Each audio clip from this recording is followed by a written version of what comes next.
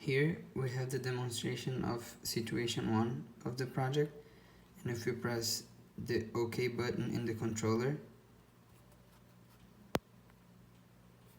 the LED is on, and if the thief has the keys and he goes to the car, he's gonna press the unlock button, that is the arrow down, and if he presses it,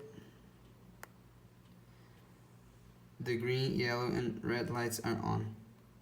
If by accident the owner of the car pressed any of the keys, he can easily turn off using the same controller.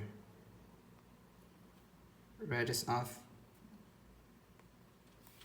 green and yellow are off.